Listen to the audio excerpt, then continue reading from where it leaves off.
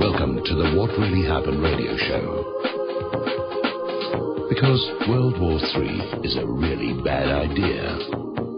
Here is your host, Michael Rivero. And aloha, America. Welcome to our show today. It is Monday, August 10th, 2015, start of a brand new week here, getting in close to the halfway through August. And we have a lot of stuff to talk about today. The phone lines are open, 877-300-7645, 877-300-7645. Tom is sitting in our control room, hand hovering over the telephone, ready to swoop on down and grab it, put you on the air with your comments and questions. If you are, like me, an astronomy buff, a reminder that this coming Wednesday, August 12th, is the peak of the ongoing Perseid meteor shower, and astronomers are expecting this year to be especially intense, as many as 100 meteors per minute. And so if you are outside with clear skies and the constellation of Perseus is above the horizon, oh boy, you may be in for a little bit of a show. I'm going to be out there with the cameras, assuming we're not clouded over. We've got another hurricane coming in this week, so... And they're doing it just to annoy me, I'm sure, at this point. Yesterday was the 70th anniversary of the dropping of the plutonium bomb Fat Man on Nagasaki. And the commemorations are continuing with a renewed call for a banning of all nuclear weapons around the world, especially from the one country that has actually used them, the United States of America, and the country that we all know has them but refuses to admit it, Israel. Even the Pope is on board with this idea that maybe we should get rid of these world-ending weapons. One of the things I agree with the Pope on, I don't agree with him on a lot of stuff. This one I definitely do. And the reason I do is because it looks like World War III is really starting to crank up over in Ukraine. Poroshenko has apparently launched a major offensive against the eastern Ukrainian Republic. Donetsk has been shelled 650 times over the last 24 hours alone. And that's pretty intense. We're looking at the military report coming out of Novorossiya, and they're basically saying the contact line has turned into the front line. And very obviously the hot phase of the conflict has started.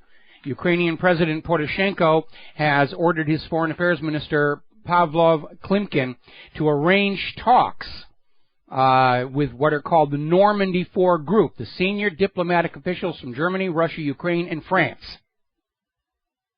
So it looks like he's really just going to go ahead and ramp this up, and the U.S. is going to provide Poroshenko with $500 million of your money, with which he will commit mass murder against the eastern Ukrainian republics. Now, it's not all one-sided, because the next People's Republic is reporting that the Ukrainian military suffered major losses in the counterattack following the shelling.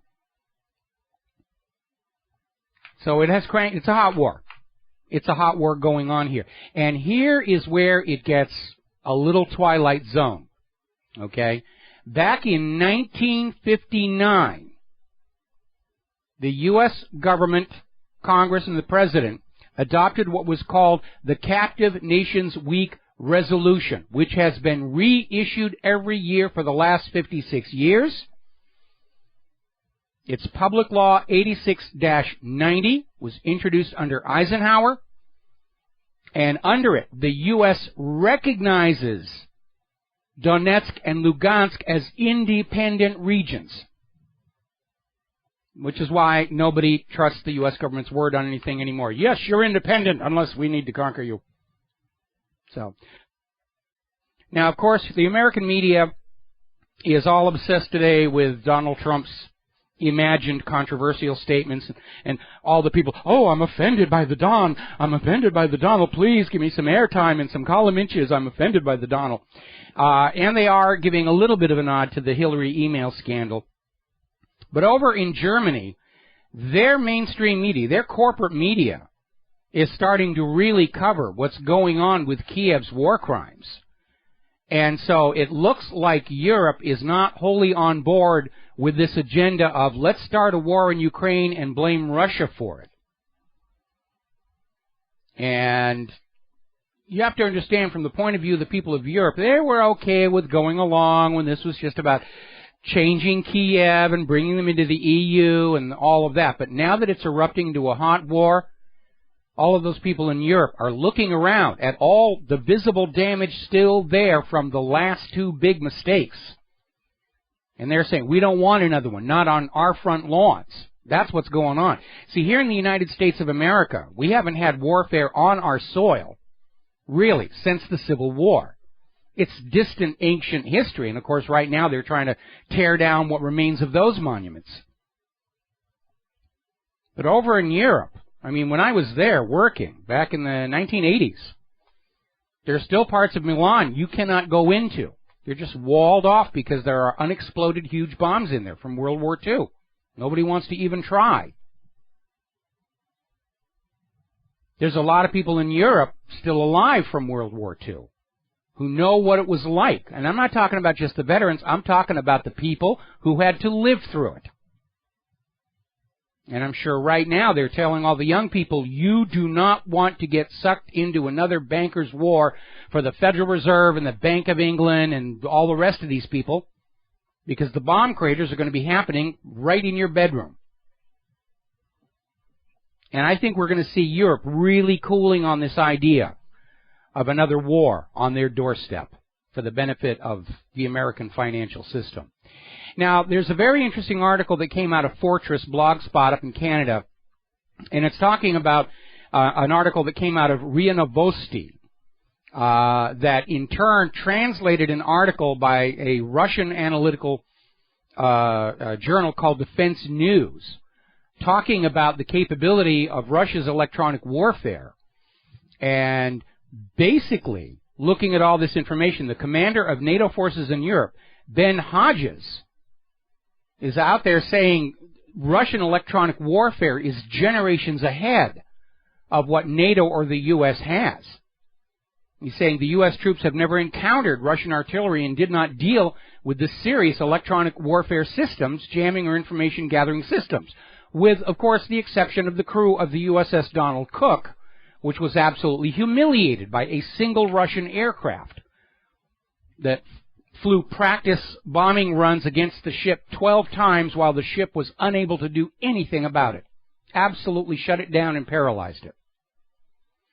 Now, over in Kiev, they're on a wartime economy already. They have been, and despite all the money that's being poured in by the IMF to support this rush to a new hot war that everybody can make money off of, Kiev has now shut off payment of pensions owed to the Ukrainian people under the excuse of the money has to go for bombs, bullets, bandages, and butter for the conflict over in Donbass. And it's not just the Ukrainian people who are feeling the pinch here. There was an article that came out of TASS where one of the British architectural firms that was doing work for Poroshenko in Kiev, they haven't been paid. Poroshenko is stiffing everybody. The money is going in. It's being thrown into that bonfire of war, and that's the end of it. So it looks like they've got a hot war going in Ukraine. They just don't know how to blame it on Putin right now. That's the part they're missing. Now, Barack Obama came out with a very bizarre statement the other day. The battle over the Iran deal is continuing. And unfortunately, more Democrats have been persuaded by Israel and AIPAC and the rest of those people to basically bail on this idea of a peaceful resolution to this crisis and reject the deal. And Obama came out with this statement basically commenting that Iran spends far less on its military than its Arab neighbors. And I'm still trying to figure out what he was trying to accomplish with that. We'll be right back. And aloha, America. Welcome back to the show here. And I was commenting on a very weird statement Barack Obama is quoted as having made over in IranDaily.com, where he basically said that Iran's Arab neighbors spend 8 times more on the military than Iran, but Iran is more strategically effective than what they have. And I was trying to figure out what the heck is Obama doing. At the same time he's trying to get his Iran deal through, he's trying to make Iran seem like more of a threat than it really is. And it took me a little while to figure out what's going on. Obama has offered to increase military aid not only to Israel but to the other Arab nations so that they will feel safe from the Iranian threat. And somebody basically came back and said, why do we have to give more money to the Arab nations and Israel when Iran isn't spending anywhere near as much as they are already? And I think that's the origin of this comment that, well, Iran doesn't have as much money to spend in their military, but they're spending it wisely, and that's why they're strategically effective. And if that's true, then I think we need to get some Iranians to run the Pentagon to try and get our bloated U.S. defense budget under control. I'll bet you those Iranians wouldn't have misplaced $2.3 trillion the day before 9/11. So, anyway. Noam Chomsky is out with a video. It's on the front of WhatReallyHappened.com. What exactly is the threat of Iran? Because everybody's out there trying to convince us Iran is a threat, nuclear weapons, bombs, death, grief, sorrow, murder, and a fashion show. And what is it really? Is Iran really a threat? Well, the only way Iran is really a threat is they refuse private central banking. They refuse to sell their oil only for the U.S. dollar. They'll take whatever anybody's willing to pay for it. And they refuse to live under U.S. puppet rule. They kicked out their last U.S. puppet ruler back in 1979. That's the real threat. But they're not going to be able to sell the American people on the need for a war with Iran on that basis. And so the war with Iran is all about nuclear weapons, even though it's really about money. The war with Iraq was sold to you with lies about nuclear weapons, even though that was all about money. Iran was selling their oil for euros. We all know, especially since the brouhaha over the Confederate flag, the American Civil War was about money. It was sold to the public on the idea of freeing the slaves. The wars are never fought for the reasons you are told.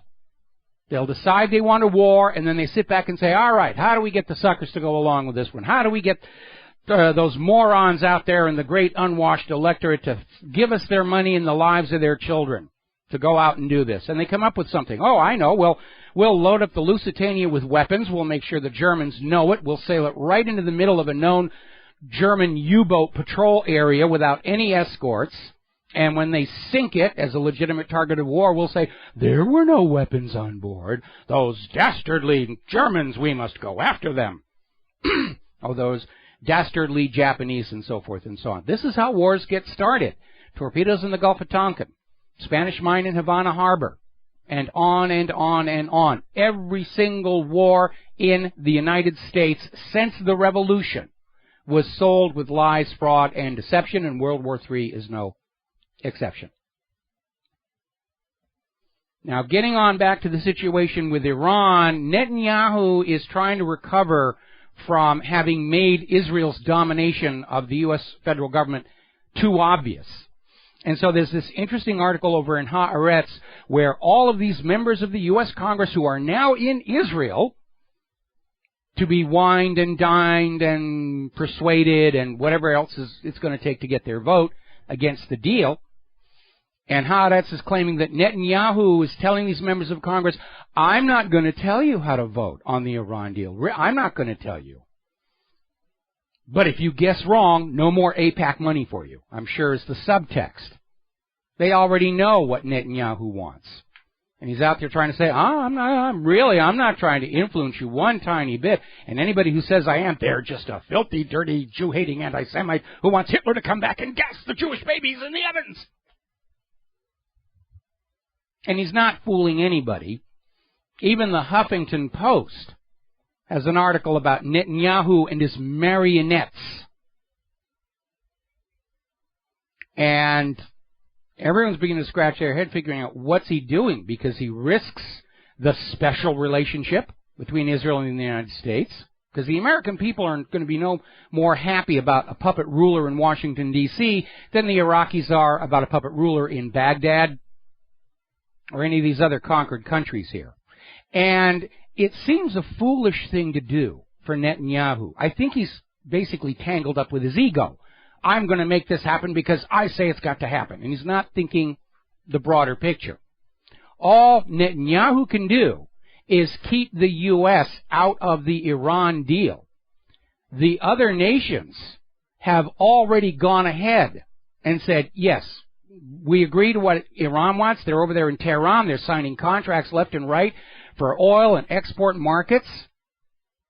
Israel's meddling is going to accomplish nothing but to harm U.S. businesses. Netanyahu may be considering another 9/11 of some kind, a dirty bomb set off in the U.S. Oh, see, Iran has come to attack you. And remember, Israel has been building and test detonating nuclear dirty bombs in the Negev desert these last few months. That came out about 2 weeks ago.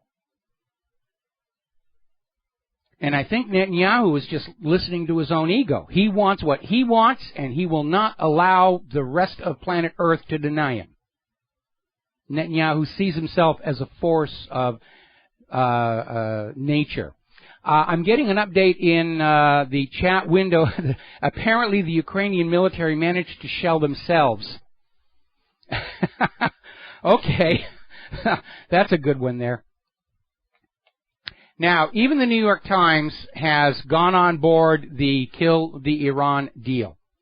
New York Times, they ran a front page press release from AIPAC warning Obama, don't push for this deal anymore. What's the New York Times going to do if Obama continues to push the deal? Cancel his subscription? But this warning isn't coming from the New York Times. It's coming from AIPAC, which means it's coming directly from Israel. So those of you in the Secret Service protective detail, lots of coffee, stay awake, and stay alert. Wouldn't be the first time Israel has killed a foreign head of state who refused to do as they were told. Now, adding insult to injury, as you know, not too long ago, some of the illegal Israeli settlers set fire to some homes in a Palestinian village and killed an 18-month-old baby and his father. Israel has just released all the suspects in that crime. Just go free. Sin no more. We'll be right back. And aloha, America. Welcome back to the show here. And just had a story come in that I put up to illustrate a point. And the story is from TASS, the Russian news agency. Apparently yesterday, 2 teenage kids were just out doing what 2 teenage kids do on the weekend. And this happened in the Michurinskoye township, 78 kilometers west of Moscow. And there were 2 boys. They were just playing around in a field, and they came across a World War II mine that detonated and put them in the hospital. And this is the point I am trying to make. We, the American people, have a blind spot in our memory. We haven't had armies fighting each other on the ground inside the United States of America since the Civil War. It's an abstraction.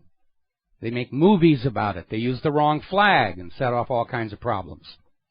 For the people of Europe and Russia, it's still there right in front of them.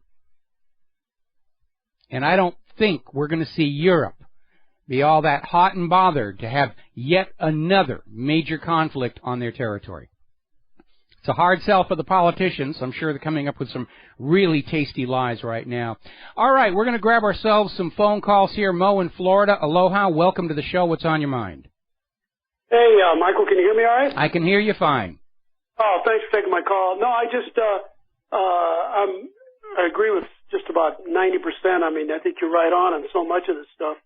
But what I'm trying to understand, I just want to kind of have you clarify your position because it doesn't make sense to me that, getting back to Donald Trump. Okay. I mean, I heard him say he wants to have Snowden arrested. He wants to beef up our nuclear arsenal. We're not doing enough. And I can't think of 2 things that are you're more against. So I'll hang up and just get your opinion. Maybe you can clarify it. I'm missing something? Yeah, as a matter of fact, you are, because I've been seeing a whole bunch of stuff pouring onto the net about Donald Trump says this, Donald Trump says that, and I've been trying to backtrack it to the source. And let's just say there's been a lot of creative editing. Now, as you know, Trump is welcome to his opinion about Our military, I actually think our military ought to be bolstered, at least in the area of taking care of all of our sick and wounded veterans.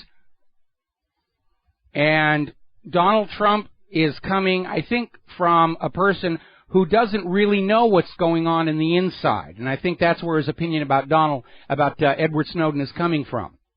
But I think as he starts getting into the campaign, he needs a real good political analyst who knows what's really been going on behind the scenes. Because Donald Trump is an outsider, and a lot of the comments he makes are from the perspective of somebody who's an outsider. But he represents the option to not go back to business as usual, and I think that's why he's doing so well. I mean, for election after election after election, the message to the American people has been the same.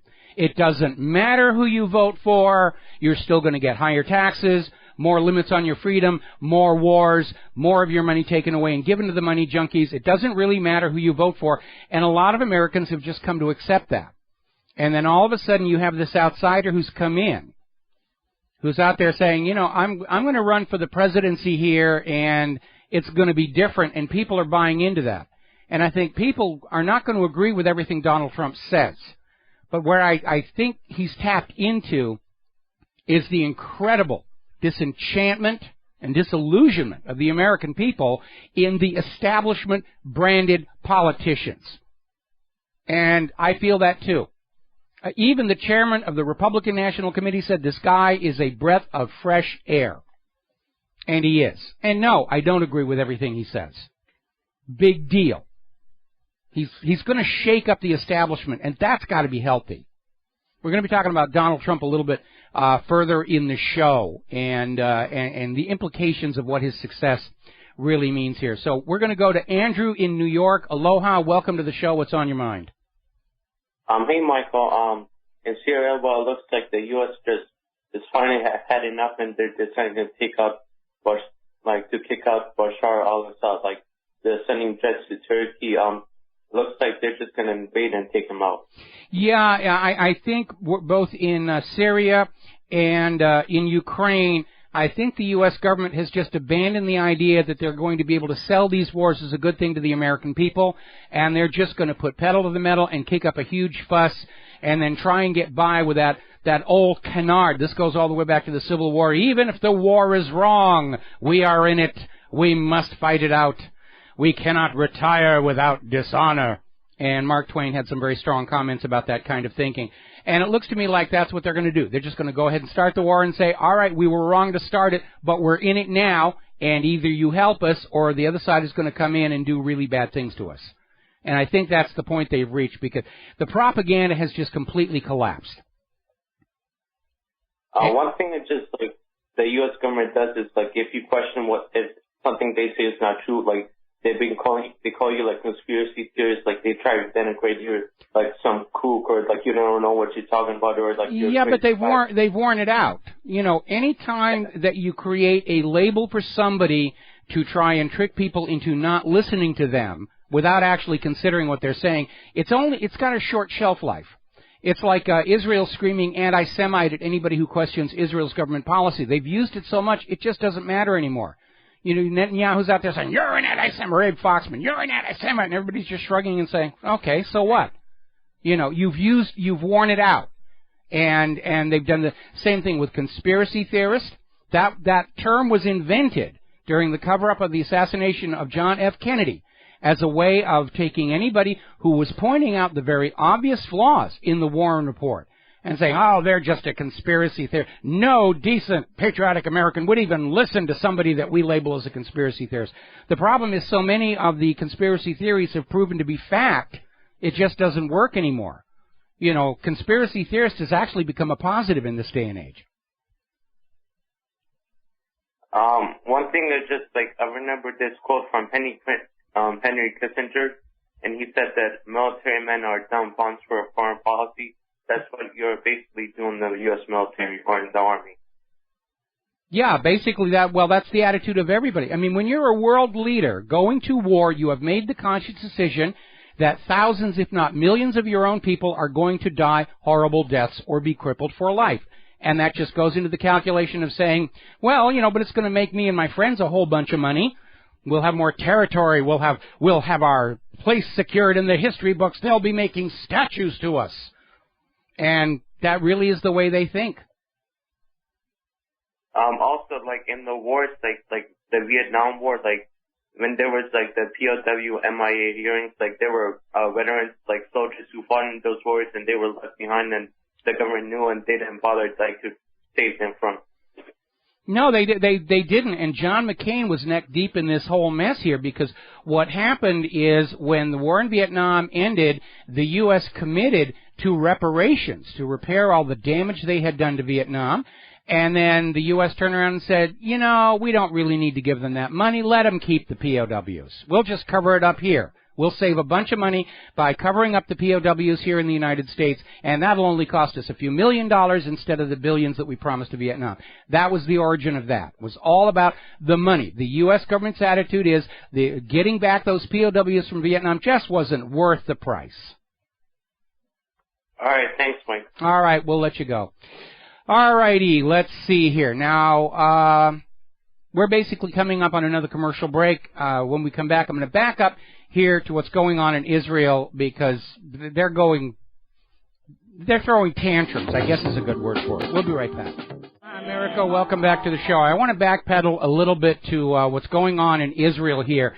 And as I mentioned earlier in the hour, Israel has now freed all the suspects that were detained in relation to the firebombing of the Palestinian home that killed an 18-month-old baby and his father. And Israel simply announced they've all been let go. No further details, no names, not even how many were arrested. And it tells you that Israel is an apartheid state, because if a Palestinian throws a rock at an Israeli and isn't shot dead on the spot, they'll go to jail for 20 years. But if an Israeli burns an 18-month-old Palestinian baby to death, they're let go.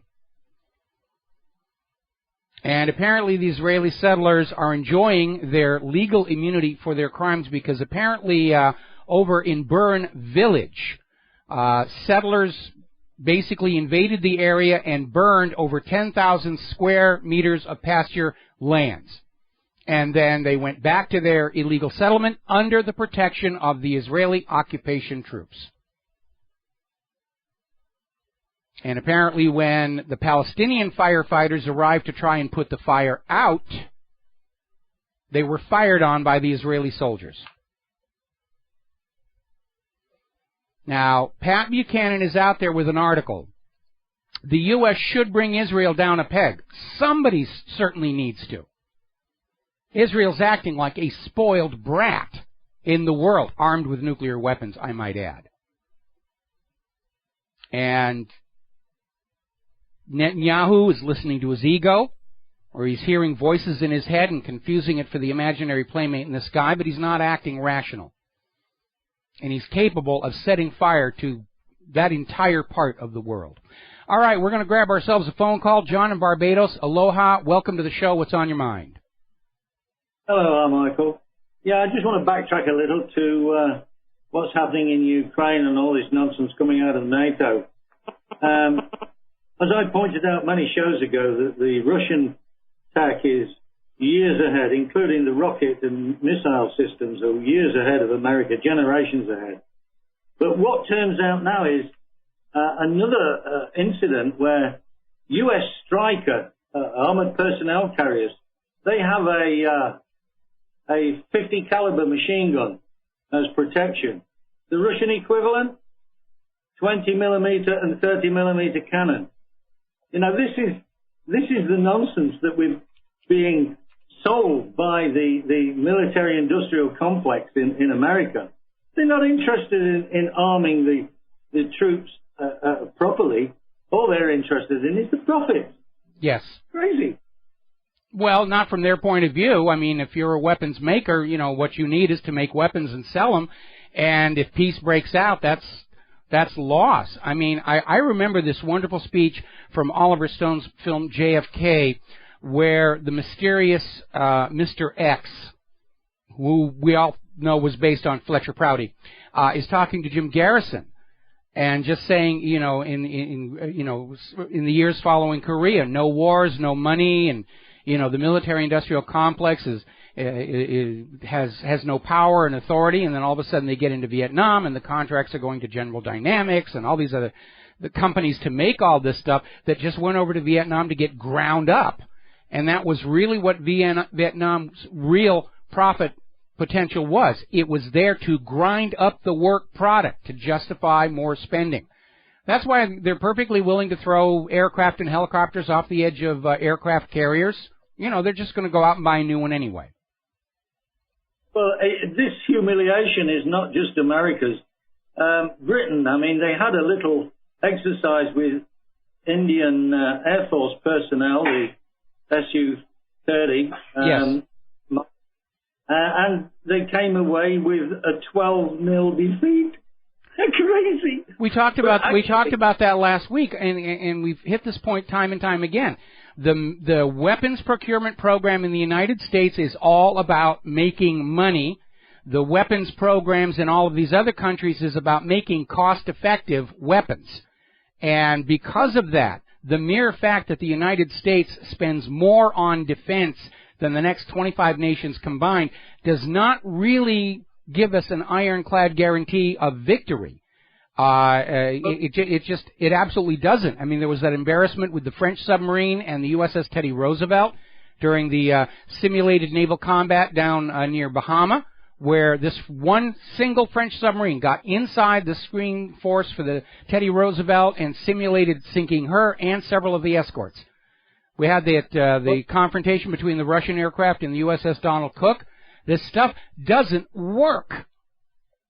Well, actually, I wanted to point out, Mike, that just over 12 months ago, the Indian Air Force had a exercise with the American Air Force. Yes. F-22. Yes. The F-22s, and they came away with a similar victory. And the Air Force's excuse was, oh, well, our pilots were only novices. Yeah, right. Well, all you got to do is to beat an F-22 is just go above its temporarily assigned ceiling because it still is fixating its pilots. And I'll give you a good example of why this stuff is such junk. Some years ago, Claire and I went out to the annual air show over here at the Kaneohe Marine Air Station. Got to see the Blue Angels, got to see Patty Wegstaff. That was a real treat. And they had some of the hardware on display. And there was this Seahawk naval variant with the crew on display. And I was over there looking on the port side, and there was this big complex thing hanging off the side of the helicopter that blocked half of the tubes used to launch sonobuoys while they're hunting submarines. And I went back to talk to the sonar operator, and I said, isn't this cutting your capability in half? And he goes, yeah, it is. I said, why is that thing on there blocking half of your sonobuoy tubes? And he says, they just told us to put it on there. And it's just an excuse to spend more money and make the insiders rich. And what they're coming up with is absolute junk. And they're sending our kids into combat, and that's why so many of them are being killed and crippled. Remember the big stink over the body armor? This one guy had the entire contract for all body armor for U.S. forces in combat. The body armor wasn't very good. And this guy was so rich, he literally spent $10 million on his daughter's bat mitzvah. And the U.S. Defense Department was telling the soldiers that if they dare wore any other kind of body armor than the officially recommended one, that their families would not get any death benefits if they were killed. And it was all about protecting the corporate interests of this one company that was making this not very good body armor. And families were getting together and taking up collections to try and buy some really good stuff, the kind the officers get to wear for their kids out there in combat. And the Pentagon was saying, no, you don't do that. We have to make you wear this in order to justify all the money that we spend on it. It's all driven by profit. And Eisenhower tried to warn us about the military-industrial complex being so powerful and so wealthy that it became a law unto itself. And it just feeds on money, and it looks for wars to grind up the product so they can come back and say, well, sorry, we need to build new tanks and the new generation of the infantry fighting vehicle and the new aircraft. And they're just expensive junk because that's the point, running up the price. Well, I've just been reading another article Apparently that 2.3 trillion that went missing during on September the 10th, 2001, has now doubled to 5.5 trillion that they cannot find, they cannot locate. They don't know where it's gone. It was here a minute ago, General. I have no idea where that went. Well, we knew there was an additional trillion that had gone missing before Donald Rumsfeld's announcement. But apparently there's been another trillion since then because it's all graft and corruption. Everybody's dipping in. It's just a big money machine, and everybody on the inside is just helping themselves. It's like the cash counting room at a casino. They just walk on in and pick up bundles, put it in their pocket, and walk on out, and there's no trace of any of it. Well, no wonder that the trust in the American dollar is fading away so fast when it's being used so profligately. It's just being wasted, and that's there's profit to be made in wasting the taxpayers' money. That's a big part of the issue. John, got to let you go. We got to take our top of the hour news break, and we'll be right back. Aloha, America. Welcome back to our show, hour number 2. The phone lines are open, 877-300-7645. I'm looking at the Fox News feed. They're going on and on about how dare Donald Trump not promise that he will not run as a third-party candidate, blah, blah, blah. The point of this is every single photo that Fox News is putting up there to illustrate this story is a photo that makes Trump look as goofy as all get out. His mouth is open. They're picking pictures that make him look like he's a freak show. And I don't think Fox News understands that they are so heavy-handed at this, it's calling attention to itself. We know what they're doing. Fox News wants to decide for us who our candidates will be, but they're supposed to be our candidates, not the selection of puppets put out by Wall Street and Big Pharma and the military-industrial complex. We're supposed to pick our own candidates and run them for office. More about Trump a little bit later in the show here. Actually, we've just hit in the talking points here. The reason there's this full court press to get rid of Trump right now is the polls are showing Trump scoring big all over the place. He's even leading among the minorities, normally a bulwark of Democratic support. And the insiders are in shock that an outsider could do this well, and they still fail to understand it is the fact that he's an outsider which makes him attractive.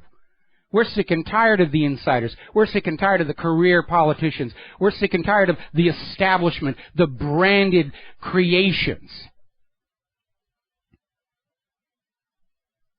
Pepe Escobar has an article out there that trumps them all in the Republican debates. And there are even funny editorial cartoons out there about the Fox News debates, and it shows Jeb Bush holding Megyn Kelly on a leash, and she's like this pit bull trying to go after Trump. And she did. I mean, she was not being objective, fair, or balanced. Megyn Kelly did not ask Huckabee about the kickbacks and payola he got as governor. She didn't ask Chris Christie about Bridgegate. She didn't ask Fiorina about almost driving Hewlett-Packard totally into the ground, which is one of the reasons I don't buy Hewlett-Packard equipment anymore. You know, Kelly was all about embarrassing questions about Trump's past. You know, the GOP doesn't think Trump is decent. I mean, you know, decent is, Israel blowing out the back of a Palestinian's head. That's decency in the eyes of the GOP, and Trump is just not part of that. Now, we're seeing the signs, and apparently they don't even care if we know that's what they're doing. Article over in Counterpunch, GOP party bosses plan to take out Trump. And basically, the reason is because Trump's got his own money. He's not for sale to the large corporations. In fact, Trump is taking a very novel approach to his funding. He is going directly to the American people, trying to crowdfund his campaign, and he will match every dollar you donate with one of his own dollars. And he's got a lot of them. He's not even bothering going to the Sheldon Adelsons. I mean, they've already locked him out. Oh, if you're not going to do what we tell you to do, we have nothing to do with you. Burn the heretic. Burn the heretic. Very alarming story coming out of 12160. Apparently, Bill Clinton has been reassuring Jeb Bush this Trump thing will be taken care of. You know, these are the kings of the two dynastic families that feel the Oval Office is their personal property to trade back and forth from Clinton to Bush to back to Clinton, back to Bush, back to Clinton, back to Bush. That's how they see it. Dynasties. We are ruled by imperial dynasties, and the head of one dynasty is reassuring the candidate of the other dynasty, we're going to get this troublemaker out of here. It sort of underscores the fact that we are a one-party nation. This Republican-Democrat labeling is irrelevant. It's the people with the money and the power against everybody else. A lot of people are talking about this performance by Megyn Kelly during the debate as little better than a soap opera. Even Michael Savage, who I normally don't agree with what he says, Megyn Kelly's gone over to the dark side. And he made the observation, the more she sells out, the wider her nostrils have become. Which was true. I mean, that was, for me, the high point of the entire debate was after Megyn tried to bait Donald Trump with the comment about fat women. Donald Trump responded. The audience laughed, and you could see it on Megyn Kelly's face. She was furious. How dare you, a mere man, not roll over and play dead when I, a woman, have attacked you? Article over in Investment Watchblog saying the same thing. The assault on Donald Trump, even by his own party, shows that it really is a one-party system, the haves versus the have-nots. Now, here is something that's even weirder. Fox News put out a statement from the GOP that the Trump supporters are welcome back to the GOP on our terms. Can you grasp the arrogance of that statement? The GOP will welcome back all the Trump voters, but you've got to come back and vote the way we tell you. And it tells us the GOP leadership has completely inverted the way things are supposed to run in this country. The GOP leadership, like the government itself, is supposed to be responsive to the will of their members. And this is no surprise. We saw it in 2008 and 2012 when Ron Paul had far more grassroots support than any of the other manufactured and canned candidates. And the GOP leadership literally were shoving him out. We don't want you. We want one of our people. You will vote for our people. You will do what we tell you to do. For the party. Say hail, say hail, say hail.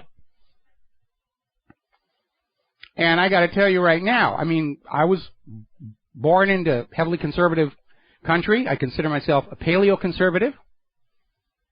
But after that statement by the GOP, I would rather vote for Attila the Hun than vote on the GOP's terms for anything.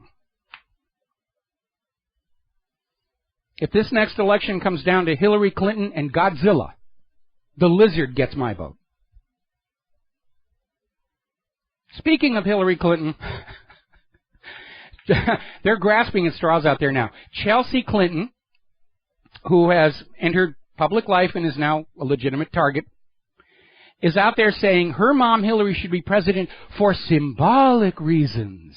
I mean, forget about fixing the economy or bringing back manufacturing or dealing with the crumbling roads and bridges. We have to have Hillary as president for symbolic reasons. Okay? And as George Carlin used to say, I leave symbols for the symbol-minded.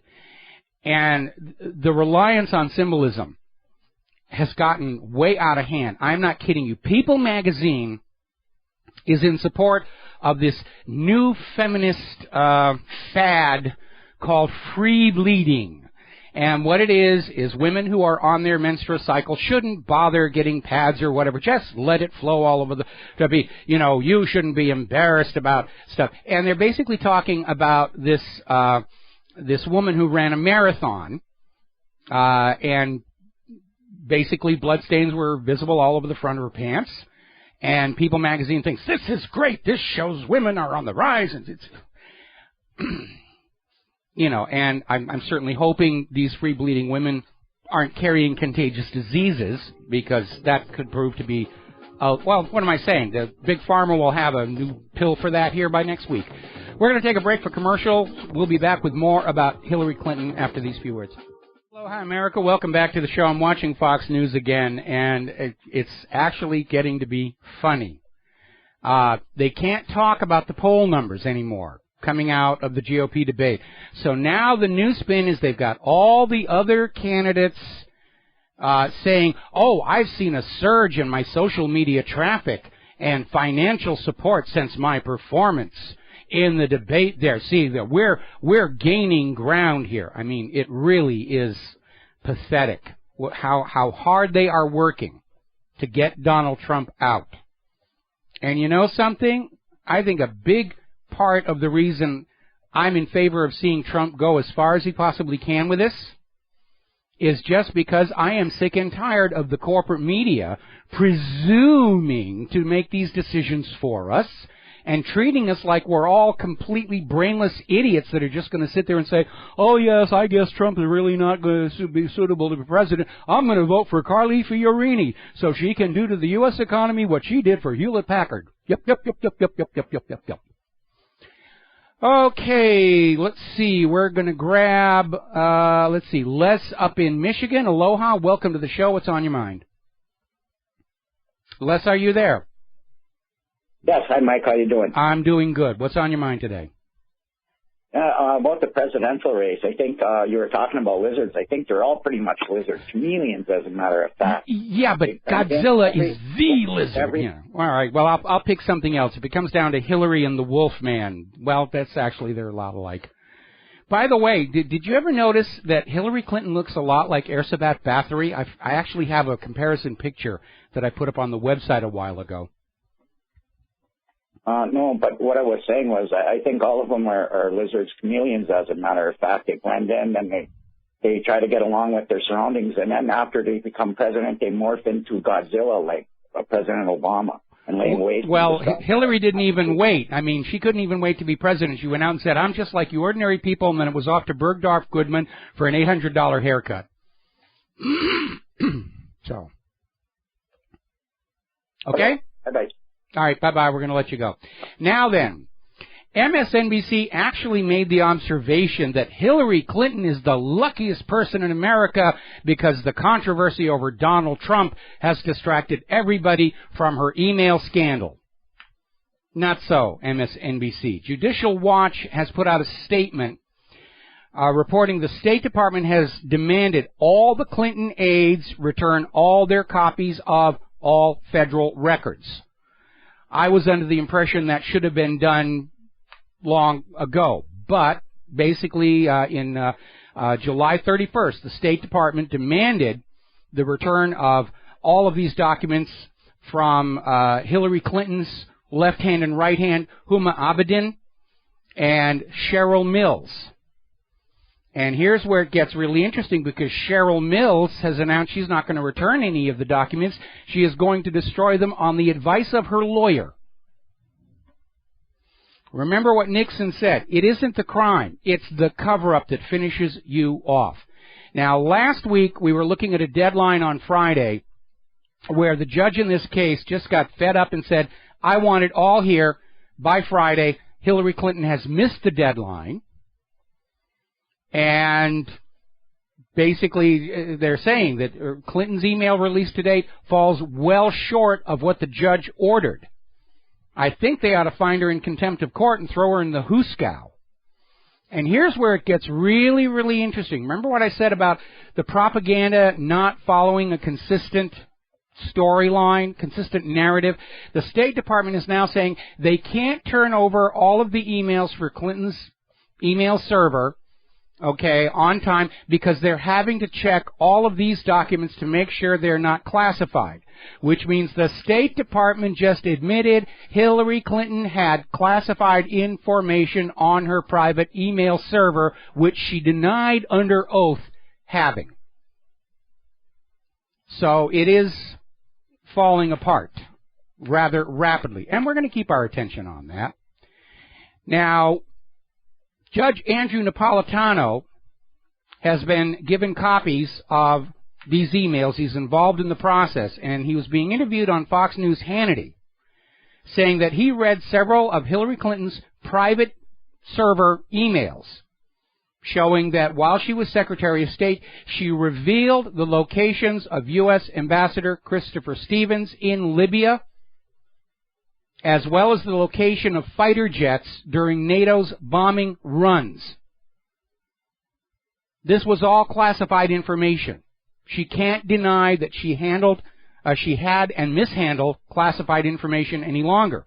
Remember, Petraeus got kicked out of his job, got 2 years probation, and a huge fine for merely sharing one piece of classified information with his lover.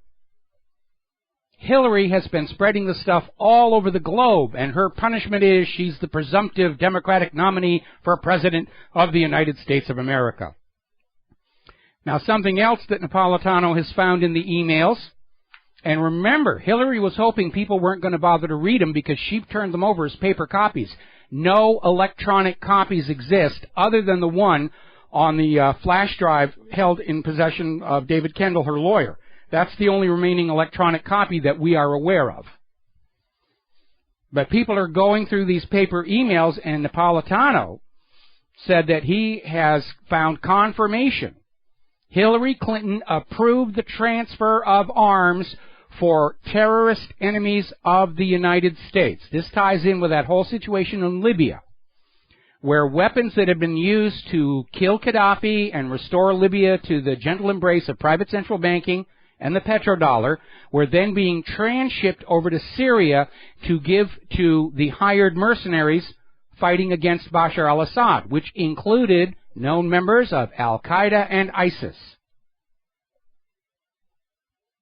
And Napolitano wrote in a Washington Times columns that the documents he has seen persuades him beyond a reasonable doubt and to a moral certainty that Hillary Clinton provided material assistance to terrorists and lied to Congress. And in this case, treason is an appropriate word. Treason is giving aid and comfort to enemies during wartime. There is a declared war against terror. Al-Qaeda is deemed a terror threat to the U.S., so is ISIS, and Hillary Clinton was shipping them weapons. Now, Hillary can get off the hook by turning around and saying, well, the president told me to do it. It's part of our clandestine, covert foreign policy that you weren't supposed to know about. But short of that, the American people are going to see her as a traitor. They're going to say, what were you doing? All right. We got to take another break for commercials, and we'll be right back. Hi, America. Welcome back to the show here, and I'm watching Fox News. They finally got off of Trump. They're onto the Iran deal, and, oh, it's a bad thing. We've got to stand firm, and all this other nonsense here. But it was funny watching all of these candidates get there and say, oh, yes, I did really well in that GOP debate. And what they're doing is they're trying to get to the people who didn't watch the debate and say, oh, it went great for us and lousy for Trump, in the hope that they'll believe that. And this kind of after-the-fact spin is nothing new. We saw a lot of this even back to Richard Nixon and John F. Kennedy's debate, where the people who actually watched it thought Kennedy had won, and the media afterwards proclaimed Richard Nixon was the victor. It does happen here. Let's see. Ted, born in Canada, Cruz has actually dropped from 7% last week to 4% in the polls. Trump is up 7%. So that's the reality out there. And all this, oh, I'm getting more social media traffic because of the debate. Well, it may be criticism. And we know that social media is wide open to fraud and rigging. There are companies out there who, for a fee, will generate millions of phony Facebook friends and Twitter followers, so that you can go out and say, I have 5 million Twitter followers. And your opponent will say, I have got 17 billion Twitter followers. And just, it's more of the fraud and fakery going on there. Now, as I mentioned before, Hillary's lawyer, David Kendall, is known to be in possession of a flash drive that contains all of Hillary Clinton's emails in electronic machine readable format. And Larry Klayman has filed a motion saying the courts have to take immediate possession of this flash drive before something happens to it. Oh, I'm sorry, I accidentally copied my bikini picture collection over those Hillary emails. They're all gone here. And if Kendall comes out and says, oh, it seems to have malfunctioned, you and I know flash memory has proven to be one of the most durable mediums out there for data storage. It just keeps the data for years and years and years and years. They're a tremendous reliability record. So the courts are being petitioned to take possession of that evidence.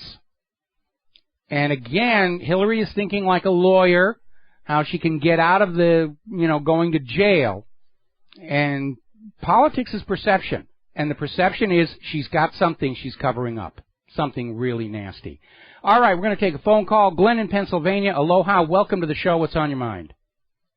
Hi, Mike. Face it, you don't have Nixon to kick around anymore. Well, I couldn't kick him the one time I met him because I was only 8 years old. Actually, not even that. I was like 6. Wow. I saw Gerald Ford one time at the Oxford Valley Mall, which he called the Orchard Valley Mall.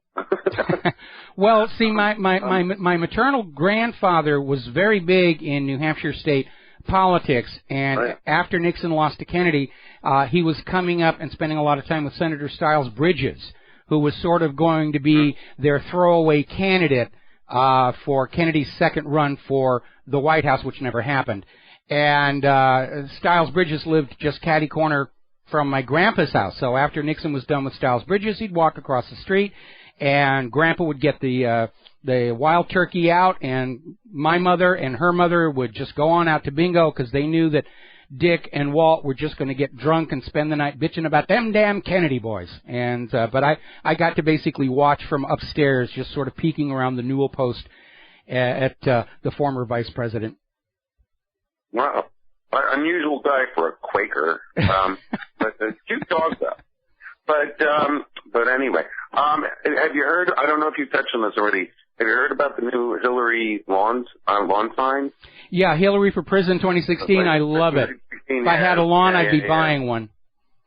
Exactly. Yeah, they got to put it on a T-shirt. They got to put it on a T-shirt. Wear it with my Donald Trump cap or whatever else. Actually, what am I saying? I got to be wearing my own stuff. I'm running for president next year. So. I'm Pat Paul. Worked for Pat Paulson. Yeah, it did, but it's shaping up to be an interesting campaign. And again, all kidding aside, I am very worried about Donald Trump because I think in a lot of ways, being an outsider, he's a little naive and innocent in the ways of political hardball, just like Jimmy Carter was. And I don't think he realizes, he probably believes Sirhan killed Robert Kennedy for no particular reason. But Robert Kennedy wasn't assassinated until he'd won the California primary, and it made it clear he was going to be the candidate. And if he's going to pull a Perot, I think he's going to. There might even be threats. Perot pulled out ostensibly because of threats against his family. Yeah. And I think Trump goes. I think he's going to pull out and leave. If he ran as an independent, he could do even more damage. But whether he pulls out or runs as an independent, he will have done, sufficient damage to the Republican candidate lineup that they're going to be scrambling to cobble together someone who won't be able to achieve anywhere near enough popularity. Well, see, here's the problem. If the GOP really wanted to come up with a candidate that the people are going to vote for, they got to start by dropping all these manufactured hacks and dynastic rulers. The reason the GOP, and for that matter, the Democrats, are in such trouble in the eyes of the public is they keep coming up with the same losers time after time after time. It's another person who's part of the clique. It's another person who's a loyal servant of the money junkies. Trump's popularity is based on the fact that he is perceived as coming from the outside. And, if the GOP had wanted to win the White House in 2008, 2012, they could have done it just by throwing their support behind Ron Paul. but they are much more concerned about protecting the status quo and the money junkies and that power structure than they are about actually winning elections. And that is why this country is in such serious, serious trouble. The thing about Trump having his own money and not therefore being less corruptible also sort of begs the question of, well, from whence did he get the money in the first place, and to whom is he already indebted? He's a businessman. He's a businessman. He's a self-made billionaire in real estate, building casinos, hotels, and all the rest of it. And I'm not saying he's a sweet guy. Okay, but he made his own money. Okay, it wasn't just given to him by Sheldon Adelson. All right? No, I agree. I agree with that, okay. But I mean, so I'm not, I'm not saying he doesn't have, some degree of independence, but, I'm just thinking I think Glenn, Donald Trump owes Donald Trump's fortune to Donald Trump. And that is really the hardcore of it all. Thank you very much for the phone call. We're going to switch over to Mark in North Carolina. Aloha. Welcome to the show. What's on your mind? Yeah, Mike, I think I don't think he's as naive as he might think he is. Trump was the one who came up a few years ago about the birth certificate about Obama, and he also came up about vaccines, how bad they are, Yeah, well, obviously I agree with him on the vaccine issue, but Trump, basically fell into the trap that was laid for the people about the birth certificate. I wish he'd get on Ted Cruz's case on that issue. But the birth certificate was a non-issue because Obama was born here in Hawaii. The reason for the faked birth certificate is his real father was Frank Marshall Davis. And, Obama's a love child from the 1960s. And as it was very common practice back then, when a woman with a love child got married, rather than go through the big rigmarole of an adoption, they would simply ask for the birth certificate to be reissued with the new father's name. And that's all it was. That's all there is to the birth certificate situation. Okay? So, Mark, gotta let you go. Gotta take a break for commercials. Gotta pay some bills around here, and we'll be right back. Hi, America. Welcome back to the show. And another aspect of the political circus we're seeing right now is that over the last several elections, as the limits to political campaign funding have been either removed or bypassed via Citizens United, the super PACs, and so forth, most candidates don't even go to the American people any longer. I mean, they'll have a little link on their websites to make it look like they're building popular support. But if you look at the actual campaign financing records of the candidates, they go right to Wall Street, they go right to Big Pharma, they go to the military-industrial complex, they're out there with their hands up, they're out there at Sheldon Adelson's parties, and all these giant fundraisers in New York and Hollywood. That's where they're going. They just want the money in one big lump. And there's a very funny article over at crooksandliars.com about how Marco Rubio is out there trying to insist that all that cash pouring in from various billionaires, it's not going to buy any influence with him, which is nonsense. What do you think these billionaires are pouring all that money into the candidates for? To have that influence. And, of course, inevitably, anytime you talk about corruption in the Republican ranks, they turn around and say, well, the Democrats are doing this. And, a lot of attention is being brought to bear on the Clinton Foundation, which doesn't appear to actually be legally a nonprofit foundation. It's a gigantic slush fund. Now, earlier today, there was an attack on the U.S. consulate in Istanbul. 2 people were shot. I'm beginning to think they don't like us in that country very much. And finally, under the heading of a false flag alert, there is a story coming out from the usual anonymous sources saying that ISIS is going to bomb Queen Elizabeth next weekend, marking the 70th anniversary of the end of World War II. And I don't think it's going to get a lot of traction. In fact, from the British subjects I've talked to, their reaction to such a bomb would be, good show, here, yes, here, all right. But they're trying to get that, evil ISIS, bad ISIS. Well, if ISIS is bad and evil, why is the U.S. giving them all these guns and weapons? Hillary. Now, turning to the economic news, Greece is in dire straits. They're down to a barter economy at this point. They're trying to avoid the next coming default, which is due in 10 days. Don't have a chance of making it. But everybody who's out there as part of this disaster, they're making money hand over fist. Germany has made a 100 billion euro profit off of Greece's misery, as just one example, because that's what banks do. They make their money off the misery of ordinary people. Debt slavery, war, starvation. That's what they do. These private central banks are tools of enslavement. They do not exist to serve the people of the nation. They serve their owners. And their owners are the world's biggest money junkies.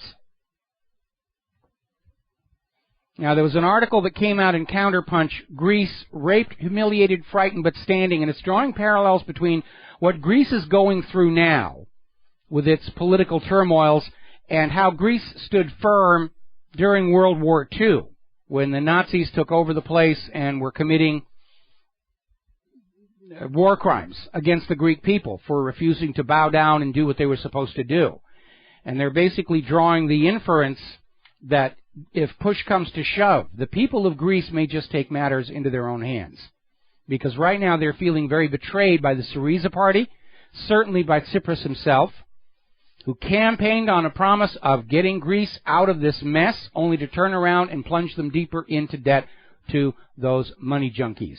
Over in France, they're in serious fiscal trouble, and it's getting worse because the enforced austerity coupled with high taxes is encouraging some of their most productive people to leave the country. They're leaving France. The high taxes and nothing coming back for all that money have just reached a breaking point. And so now we're seeing a wealth drain, a business drain, a brain drain. That's why the money junkies are pushing for a global tax system, so there won't be anywhere that you can go to get away from their greed. Doesn't matter where you are. Even if you're in Antarctica, you must give us some of your money. Now, there's an article over at Activist Post talking about the botch-up of the U.S.-Saudi Arabia oil deal. It was supposed to be a win-win, and basically this was a replay of the U.S. and Saudi deal in 1986, when Washington had the Saudis flood the world market with oil and drive prices down, contributing to the economic collapse of the Soviet Union.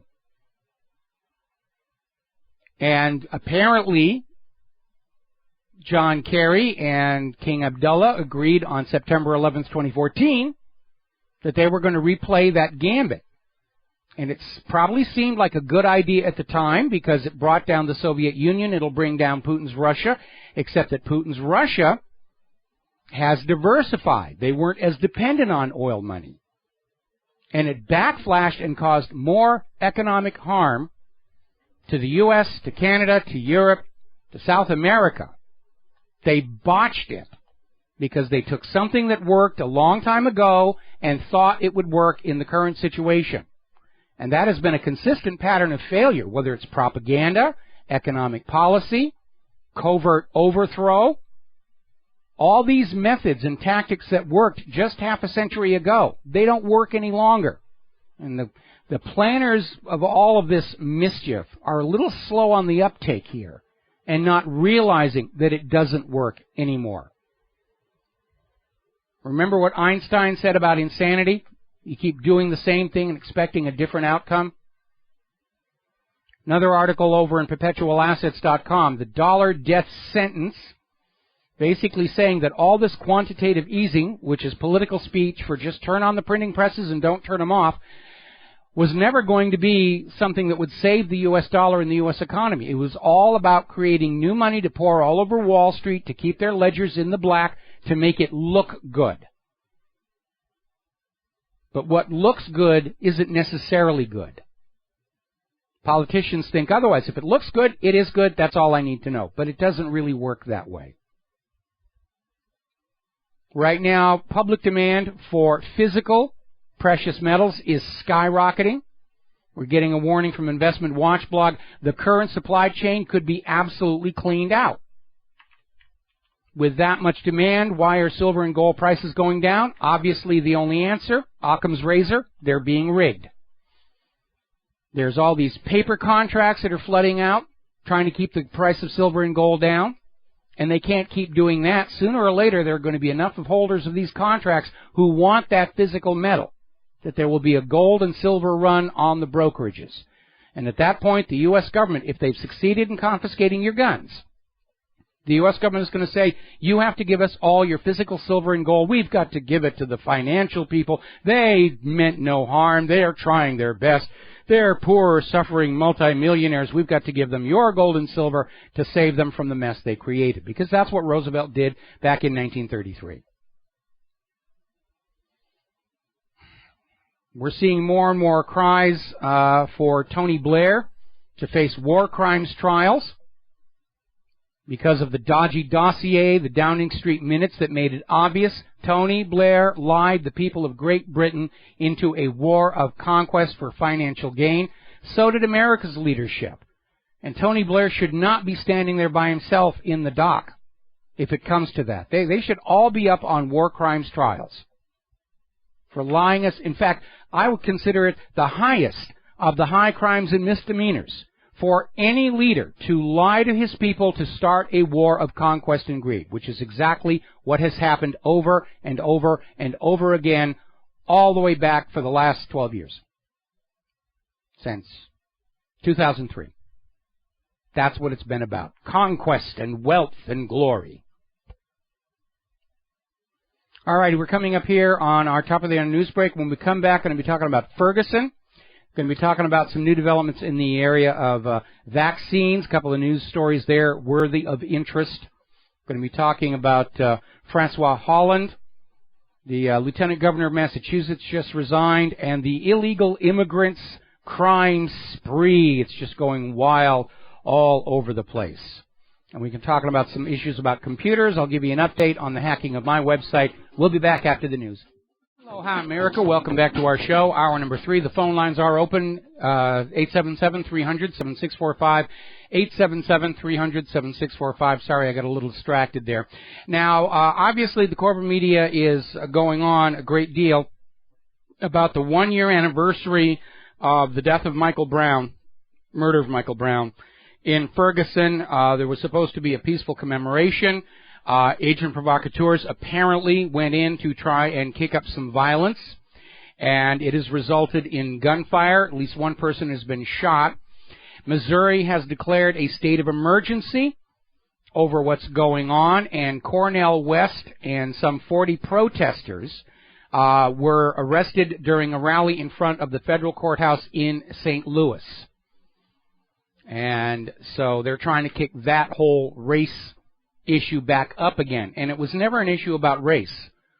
It's an issue about police brutality, which is out of control across the country as a form of repression. That's what it is. Anytime a police force becomes brutal toward its own population, it is repression, trying to keep everybody scared and down and not causing trouble for the power elite.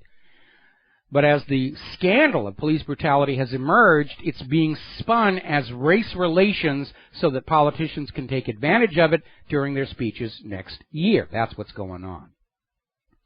Now, there's an interesting analysis over in journalneo.org about how Francois Hollande shot himself in the foot over the Mistral deal, because it isn't just the loss of the money from Russia for the ships. It has caused a ripple effect throughout France's other potential customers for their military hardware. And we already know that India canceled the order for French warplanes, went with the Russian equivalent. And more countries are starting to do exactly the same thing, because the credibility of a business partner is a major aspect in any trade deal. And when that partner is clearly not exercising their own opinion, as in France following Washington, D.C.'s order to cancel the deal, that scares people. And so France is paying a very, very heavy price for having gone along with Washington, D.C.'s attempt to thumb their nose at Russia. Now, the Lieutenant Governor of Massachusetts, Tim Murray, is resigning, supposedly to take a new job, and he's insisting that his departure has nothing to do with the ongoing investigation into whether his political committee improperly accepted campaign contributions raised by former Chelsea Housing Authority Director Michael McLaughlin's got nothing to do with that. I just felt like leaving the lieutenant governorship at this particular time. Okay, let's see. On the topic of immigration, we mentioned this a little while ago, but we're going to mention it again. In the state of North Carolina, which is the 10th largest state in the Union, the numbers regarding sexual assault on minors by illegal immigrants are astounding. 4,317 such charges in just 1 year in the state of North Carolina.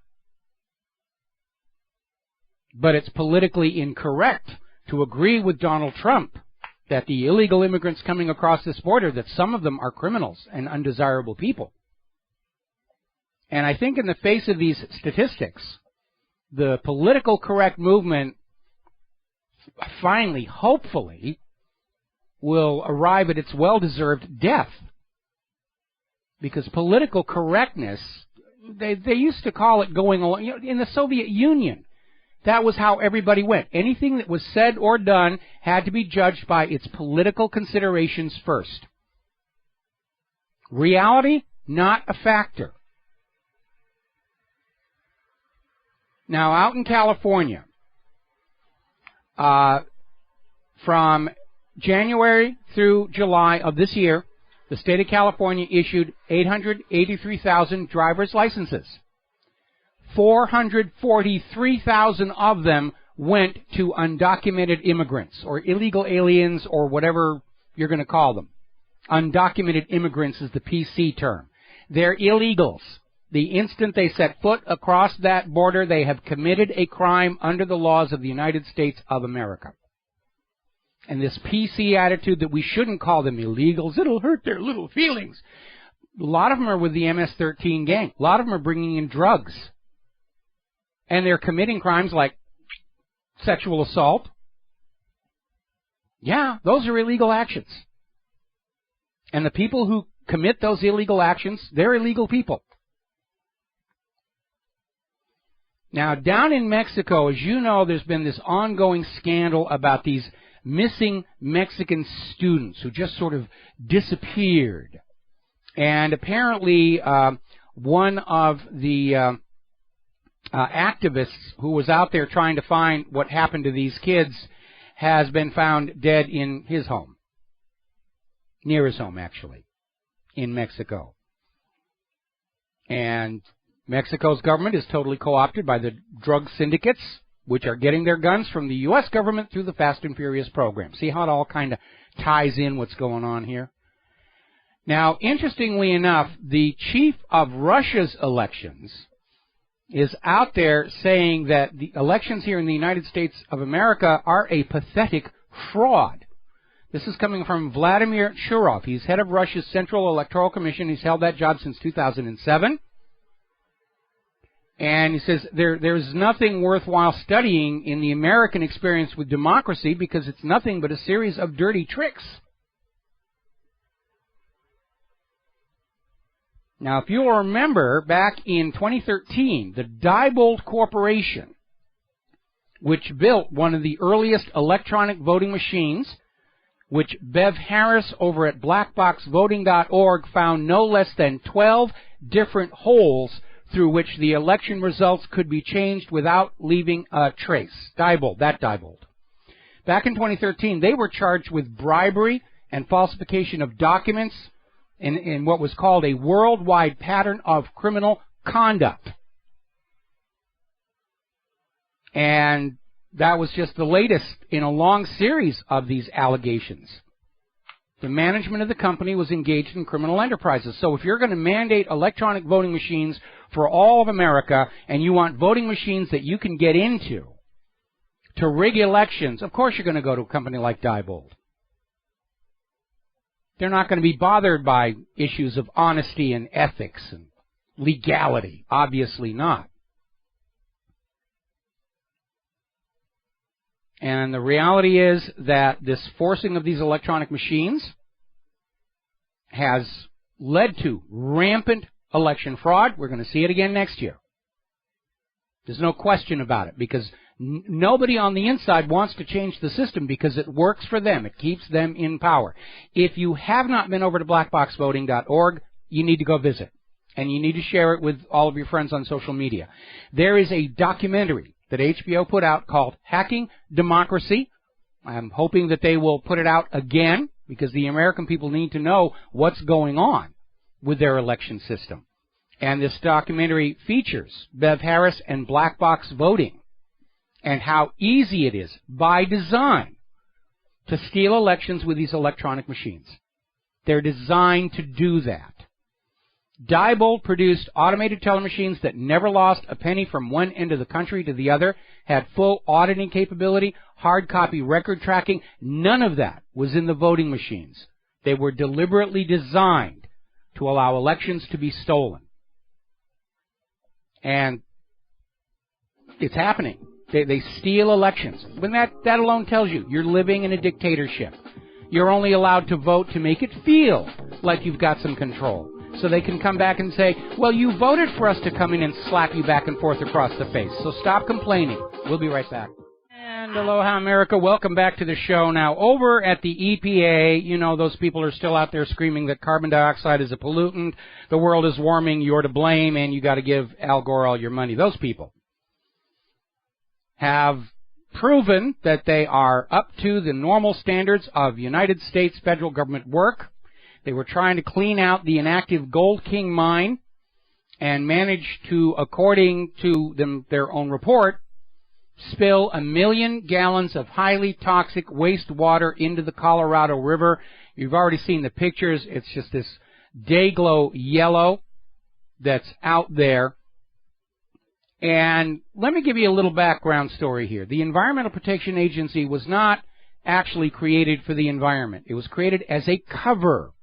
Because back when Richard Nixon ended gold convertibility for the U.S. Federal Reserve note, basically ended Bretton Woods, all of the nations that had loaned the U.S. money on the assumption that there was gold in Fort Knox to collateralize it got very, very nervous about loaning the U.S. government any more money. And so Richard Nixon created the Environmental Protection Agency. Yes, we're just taking care of your land.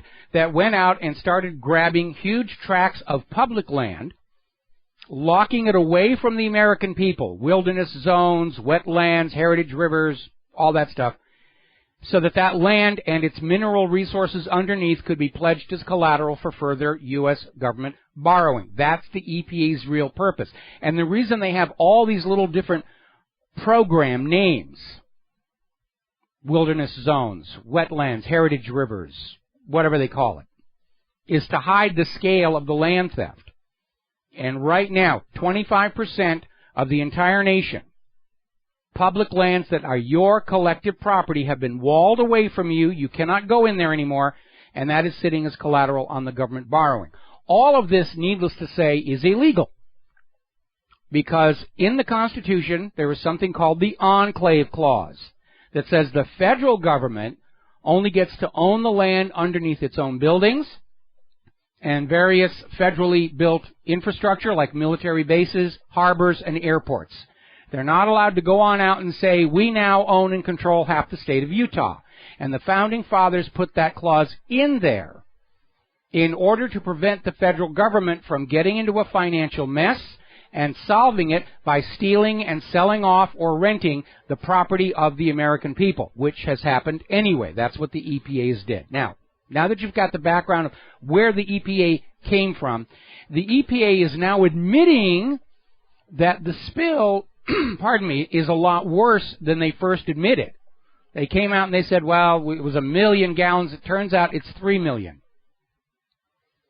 And it's this mining sludge that just got dumped into the Animas River. I don't even know what they were trying to do. This is a defunct mine. It's no longer in operation. and somehow they managed to turn it into 3 million gallons of highly toxic sludge that contains lead, arsenic, cadmium, aluminum, and mercury. Because gold mining used to use a process called amalgamation, where they would just pump mercury down into the gold-bearing rock. The mercury would dissolve the gold. They'd pump the slurry out and heat it. The mercury would vaporize off, leaving the gold behind. Unfortunately, it also left huge amounts of mercury inside the mine itself. That's actually a problem up in California's gold country, in Coloma. They can't use the groundwater there. So I don't know who made a mistake on this, or if maybe the EPA just said, you know, the easiest way to get rid of this sludge is claim there was an accident, dump it in the Colorado, and let it wash out to the ocean. With all that Fukushima radiation, what can it hurt? But it is a monster, monster toxic spill, and the people who are living along those waterways will be paying the health price for generations. From the lead exposure, the arsenic exposure, the mercury exposure. I think we can pretty much presume that the rates of autism are going to skyrocket along that part of the country. All right, we're going to grab ourselves a phone call. Eric in California, aloha. Welcome to the show. What's on your mind? Hey, how's it going? Thanks for taking my call. I was calling about your website. I saw yesterday you were warning about the hacking. Yeah. And it said to clear your web browser cache. Yes. And I'm pretty much a Luddite, so I just wanted to make sure I did it right. I went to the preferences of Safari, and I went to the I just put to the cookies and website data. I put remove all website data. Yep. And then I also went to clear. I clicked on clear all history and website data also. And is that all I had to do? That will pretty much do it at that point. Or you can do what's called, hold down the shift key while you refresh the page. And so far, it looks like somebody broke into my website a very long time ago, and they were putting in all kinds of ways where they could get back in whenever they wanted. There didn't seem to be, at this point, a deliberate attempt to use my website to plant malware, but I think everybody ought to run a malware scan on their computer just in case. I think what they did last week that called attention to it, that broke the site, was a mistake. And they were only part way through compromising my website. And I've also found indications that whoever did this also wrecked my attempt to move to Drupal 7. I guess they didn't want to give up all the work that they'd done on my current site going back to March. And so they wrecked the Drupal 7 site, so I'd have to go back to the Drupal 6 site. But I've installed a whole new bunch of security software, hideously expensive. But, we're definitely boosting our security right now. And now for the malware scan, I have Kaspersky. That'll do it. I just go through that. Yep. So how do I activate it, though? Do you know how you would activate that? Well, you just open up the Kaspersky window, and there should be a button that says Scan, and then it'll give you a choice of quick scan or full scan, and I would recommend doing a full scan. Okay. And I guess the other thing I was wanted to bring up, actually, I didn't, by the way, for the presidential candidate, to me, the one who seems to have stand for the most, ethically, is Jill Stein. She's the only candidate who said that, she said twice when she announced her candidacy on Democracy Now!, she actually called the Netanyahu regime war criminals, and she also said it on RT, and she said she would cut aid to any nation that was human rights abuses, and specifically, also she was... let's get her as Trump's vice president then. Well, the other reviews are pretty different, but basically, besides for that, basically, she's not to, scale back. She's that's it, nothing. And then she also said she cut the military budget by at least 50% and used that money for building up the public infrastructure. Okay, well, Eric, I'm sorry to cut you off. We got to take a break for commercials and pay some bills around here.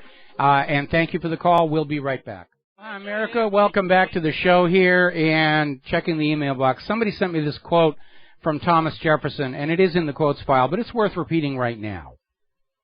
What the founding fathers were thinking when they set this nation up the way it's set up. And the quote is, "The two enemies of the people are criminals and government. So let us tie the second down with the chains of the Constitution, so the second will not become the legalized version of the first." That was Thomas Jefferson. And, of course, now they're trying to erase him from the history books because he had slaves and he was a bad person. And very obviously, the Constitution has failed to keep the government from becoming the biggest criminal of all, the biggest internet spy of all, the biggest hacker of all, the biggest gun runner of all, the biggest drug smuggler of all. The list goes on and on and on. Alrighty. Getting on back to computer issues. Microsoft has managed to mess up Windows 10. We're seeing all these reports all over the place. ZDNet is running a story on how the Windows 10 cumulative update is causing reboot loop havoc for some users, where you will put in the update, it will boot, crash, reboot, crash, reboot, crash. Major headache to fix it. But hey, it's free, so why can you complain? And, of course, ultimately it really isn't free. The free part is the very core of the system, and all that functionality that sort of came with your Windows 7 or Windows 8 or our fondly remembered XP, that's all add-ons. There are temporary versions that you'll run for 3 months, and then it will say, your temporary license for whatever has expired, and you can renew with easy monthly payments. They're trying to take software away from being something that you buy and put on your computer. They've already got something that you only license it. You don't own it. We still own it. We're just allowing you to put it on a machine. Now they want it all based on the cloud, where it's sold as a monthly billable service. Now, apparently, there's yet another critical security flaw in iOS that can let cyber criminals install malicious apps on the iPhone. And apparently, the flaw fools the iPhone into downloading a fake app that will replace a real app on your iPhone without your knowledge. Swell there. And, of course, it's not just iPhone. Another day, another stunning security flaw in Android, this time hitting about half of the mobile customers out there. It's a privilege escalation hole, which allows a normal app to gain superpowers to snoop on a device's owner, smuggle in malware, and wreak other havoc. And it affects about 55% of the Android handsets, basically version 4.3 and above. Now, there's been another data breach. This one is from Carphone Warehouse, and they waited 3 days to alert the world and their users on the data theft. 2.4 million customers' private detail was stolen. Concern is being raised over the ease with which Facebook user data can be harvested by cyber criminals and sold for marketing purposes or whatever. And, of course, my question in all of this is, where is the National Security Agency? They were given billions of tax dollars and sort of a tacit approval to violate the Constitution and the Bill of Rights, ostensibly to fight computer criminals and terrorists. And they don't seem able to do it, do they? They haven't even really found any terrorists yet. We already proved on my website, real criminals and real terrorists can create systems of encryption the NSA cannot break. That's the reality. The NSA is there to keep watch on the law-abiding citizens, to make sure you are not thinking those double plus ungood thoughts. The NSA is absolutely impotent. Let's go further. Limp dick impotent in dealing with these cyber criminals who are breaking into the Carphone Warehouse or all these retail people. We've been hearing about all these cyber breaches. The Pentagon. I mean, the Pentagon especially, shouldn't that be something the NSA prevented? They don't seem able to do it. Well, then let's get back our Bill of Rights and shut down the NSA. Sell off all those data servers as surplus equipment. I could use some extra disk room around here. Because they can't stop the cyber criminals. What will stop the cyber criminals is you grab one of them, just one, and you repeat the execution of Damiens, the guy who tried to assassinate Louis XV. And I'll let you go out on a web search engine and find out for yourself what they did to this guy. And I think we ought to do that to the cyber criminals on live national television, then clone the cyber criminal and do it to his clone. Now, as you know, the anti-piracy... Oh, and by the way, I have to step in here just a second. I was having all kinds of problems with my TV starting last week. First, I thought it was the cable. I thought, the TV's only a year old. Maybe the cable box. It turns out there's been a new digital rights management standard imposed on the cable systems. And like so many other things, different companies aren't following the standards exactly. And so my cable box was down-resing from 1080 to 720 to make sure I wasn't making an illegal copy of the movie. And again, it's another one of these very expensive industries, and it doesn't for the content pirates.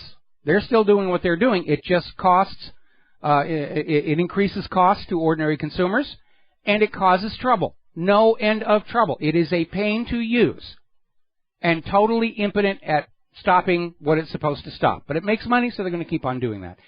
Now, as you know, the anti-piracy people are out there with automated robots, bots, spiders, going across the web looking for anything that might be infringing on their intellectual property and sending automated Digital Millennium Copyright Act takedown notices.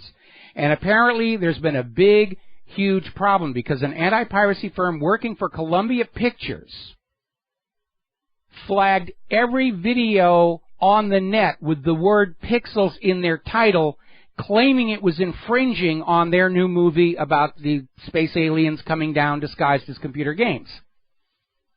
There's lots of stuff named Pixels that's got nothing to do with Columbia Pictures properties. I have a page at my business website that says Pixels. And they just sent these things out and caused all kinds of havoc. And it's all justified and the money spent on it because those content pirates are wrecking our box office. No, they aren't. Okay? Hollywood has gone so PC and so repetitive, nobody wants to bother seeing their movies anymore. They're not worth pirating. Guys, I used to work in Hollywood, and I'm telling you straight, you're not making anything that's worth stealing. This last weekend was the opening for the latest remake of Fantastic Four. Total take $26.2 million. That's a bomb. We've already seen Fantastic Four several times. The fact that it was politically correct with a black human torch didn't drag people in there.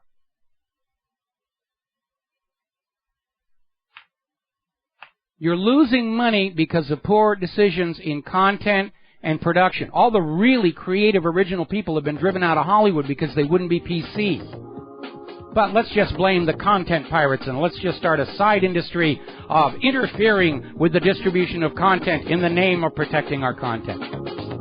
They're making it so difficult, I'm just going to unplug. Who cares anymore? We'll be right back. Aloha, America. Welcome back to our show, last segment of our program on this Monday, and want to touch on some science topics. Right now, the global warming hoax is costing the United States literally $4 billion a day, with a B. Spent on carbon trading, biofuels, wind turbines, all of this stuff. You will buy this to save the world from warming. This is about the same amount of money the world spends every year on online shopping. But there's a key difference. When you go online and you buy something, you do so of your own free choice. You are not given a choice whether you're going to be turning your money over to some global warming scam or not. It's forced on you. That's the difference. And the same thing with vaccines. They're going that way. I mean, the vaccine industry tried to do it with advertising. There have been documents that revealed the vaccine industry's attempts to buy key social influencers, such as the Disney Corporation, Marvel, ESPN, Oprah, even a CNN reporter. We're going to give you a bunch of money, and you will tell everybody our vaccines are safe and effective and great and worth the money. Now, out in California, there's a precedent being set. They've already passed a law saying that children who have not had the 30 to 40 mandated vaccines will not be allowed in public schools. This is being followed up with a new bill, Senate Bill 792. This is the first adult vaccine mandate in the U.S. No exemptions are allowed for personal reasons or religious reasons. You need a note from a doctor saying that if you vaccinate this person, they're going to fall over dead. And Senate Bill 792 in California threatens criminal penalties for those who fail to comply. They're going to throw you in jail if you don't give your money to the vaccine makers. That is dictatorship. Now, over in Illinois, on the campus of the University of Illinois at Urbana-Champaign, they have a mumps outbreak. Oh my goodness, they got dozens of students who've come down with mumps. They're calling it the edge of an all-out epidemic. It's spreading like wildfire, and the local Fox News is out there saying, this is what happens when you refuse to vaccinate. There's a problem with that. All these kids who've come down with mumps, they were vaccinated.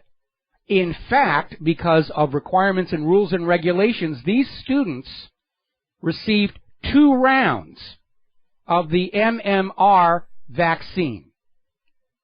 But that has not stopped the Illinois Department of Public Health Director, Nirav Shah, saying, well, get a 3rd MMR vaccination. That'll solve the problem, really.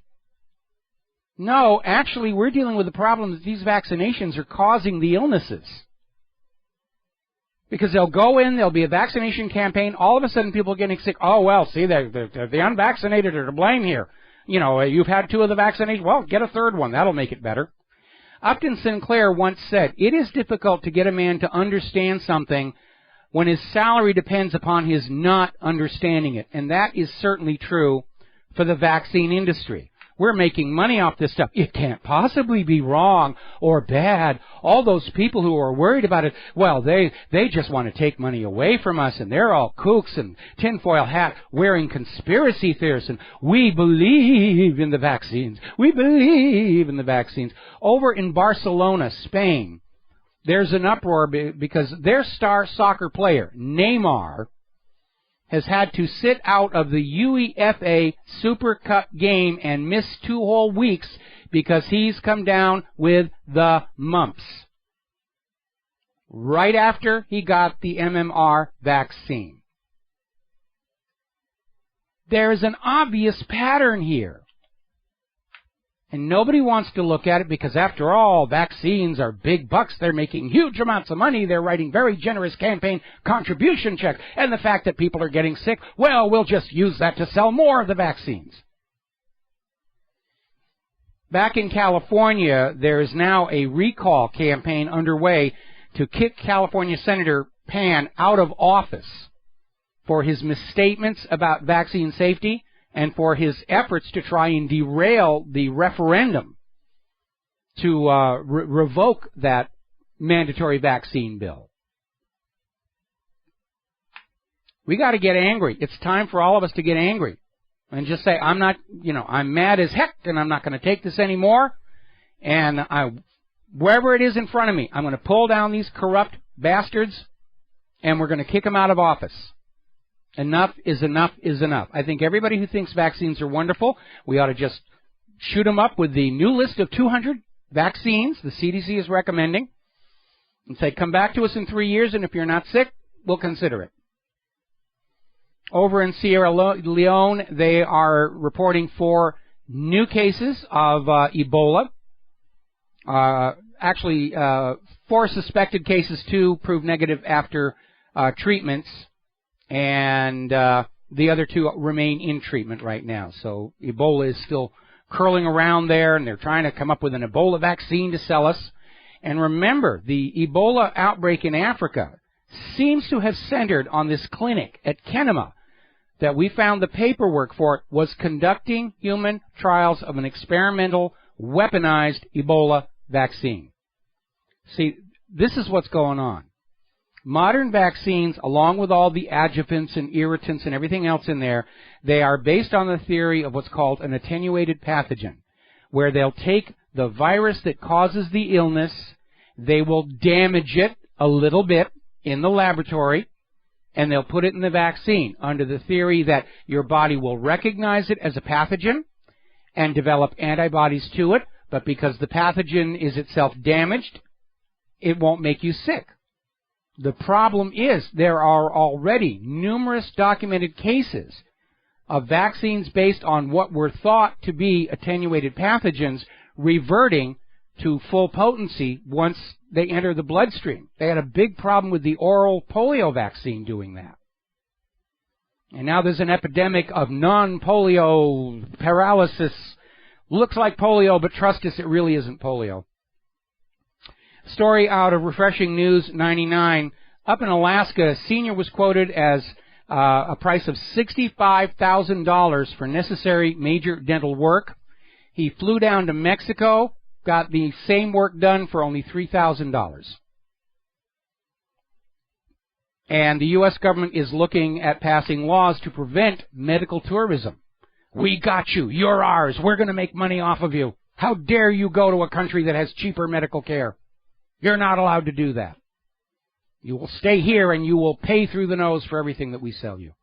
Little bit of good news. Some of Monsanto's original patents on GMO seeds are about to expire. Monsanto will probably tinker with the genes a little bit, call them a brand new product, and request a new patent, because pharmaceutical companies have been doing that for a very, very long time. They've got a medication that's about to lose its patent, become generic. They'll move a few molecules around, declare it a whole new product, and repatent it. Be off and running again. Last week, there were 40 measurable earthquakes in Oklahoma around the fracking sites. And nobody wants to talk about that anymore. New research shows that marijuana helps heal broken bones and can actually make them stronger. Marijuana is a cure for osteoporosis. There's an idea. Oh, but we can't patent that, and if we can't patent it, we're not going to bother with that. By the way, some scientists striving for academic tenure decided to run a chemical analysis on the residue in William Shakespeare's tobacco pipes, found there was something other than tobacco in there. William Shakespeare was a pothead, which explains Titus Andronicus, I think. And finally, our last story for the day, we have another hurricane coming in here to Hawaii. Hurricane Guillermo fell far short of the anticipation. We got a little bit of rain from it, but we have another one spinning up. Hurricane Hilda should be here by the end of the week. The current track is going to go over the south part of the Big Island, and I think at that point we might see it tear itself apart from the thermal updraft from all that cooling lava. There's the music. Time for me to get out of here. I got to go do Jim Goddard's show up in Vancouver. We'll be back tomorrow here on the Genesis Communication Network. Until then, stay safe, stay well, stay skeptical, stay informed, make good choices. Go ahead, get angry. You deserve it. It's long overdue. Share what you know with who you know. And by the way, please call your local talk radio station. Tell them to carry GCN's programming. Some of you have. We're starting to pick up affiliates. Thank you all very much for your help. We'll be back tomorrow. Aloha, America.